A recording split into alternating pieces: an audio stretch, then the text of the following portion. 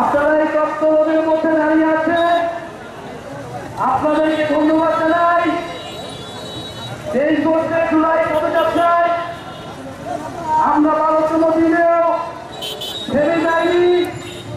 রোদ বৃষ্টি ঝড় সবকিছুকে উপেক্ষা করে জাতীয় নাগরিক পার্টি এবং গণ-অভ্যুত্থানের নেতৃবৃন্দ এগিয়ে যাচ্ছে।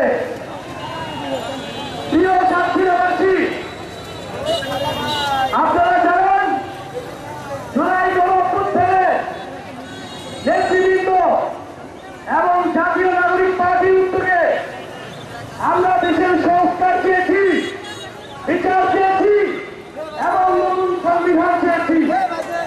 কিন্তু এই সকল জনদাবির বিরুদ্ধে দাঁড়িয়ে যাচ্ছে একটি পক্ষ,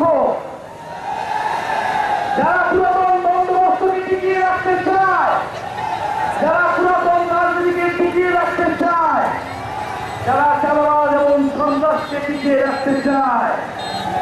কিন্তু আমরা বলেছি গণ-অভ্যুত্থানের পরে এত মানুষের জীবন দানের পরে তারা যদি মনে করে তারা আগের পুরাতন রাজনীতি করবে, তাহলে এটা এত সহজ হবে না।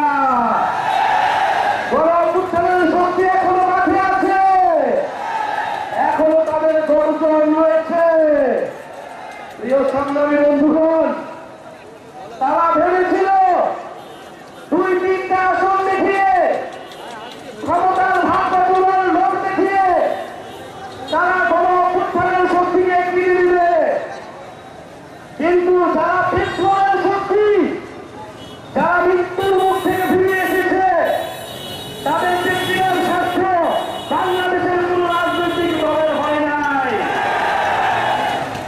বলা হয়েছে দরজা নাকি খোলা আছে। আমরা বলেছি 5ই আগস্ট দরজা আমরা খুলে দিয়েছিলাম।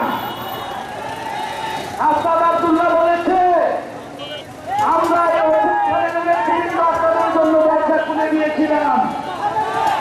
5ই আগস্ট আমরা বলেছিলাম আসুন জাতীয় সরকার করি, দেশটাকে পুনর্গঠন করি, সকল বিভাজন সবকিছু থেকে বাংলাদেশকে নতুন করে গড়ে তুলি। কিন্তু তারা আমাদের সেই প্রস্তাবে সায় দেয়নি। তারা বলেছিল 3 মাসের মধ্যে নির্বাচন দিতে হবে, আবার বলেছে 6 মাসের মধ্যে নির্বাচন দিতে হবে। ক্ষমতার ভাগ বাটোয়ারা ছাড়া দেশ সংস্কারের কোনো বিষয়েই তাদের কোনো সমর্থন পাওয়া যায়নি। আমরা বলেছিলাম আমরা দেশের ভিতরে শত্রু তৈরি করতে চাই না, আমরা ঐক্যবদ্ধভাবে দেশ পুনর্গঠন করতে চাই।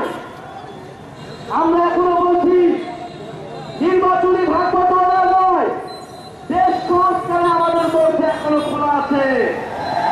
যদি এবার দরজা বন্ধ হয় তাহলে জনগণ আপনাদেরকে আর ক্ষমা করবে না।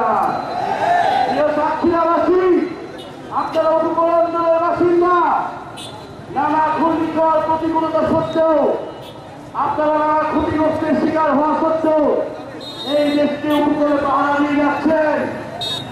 সাতক্ষীরার শিক্ষার অব্যবস্থাপনা, স্বাস্থ্যের অব্যবস্থাপনা, যাতায়াত ব্যবস্থার অব্যবস্থাপনার কথা আমরা জানি। সাতক্ষীরাবাসী এখনো রেল লাইনের সুযোগ পায় না, এখনো রেল সংযোগ এই 54 বছর হয়ে গেছে, এখনো সাতক্ষীরাতে পৌঁছায়নি। আমরা কি সাতক্ষীরা রেল লাইন চাই? আমরা কি সাতক্ষীরা শিক্ষা ব্যবস্থা উন্নত চাই? আমরা কি সাতক্ষীরার স্বাস্থ্য ব্যবস্থা উন্নত চাই? আমাদের জলবায়ু আমাদেরকে রক্ষা করতে হবে, আমাদের সুন্দরবন, আমাদের উপকূলীয় অঞ্চলকে আমাদের রক্ষা করতে হবে। আমি যারা আজকে এই জাতীয় নাগরিক পার্টি, ঐক্যবদ্ধ ছাত্র আন্দোলন, জাতীয় যুব শক্তি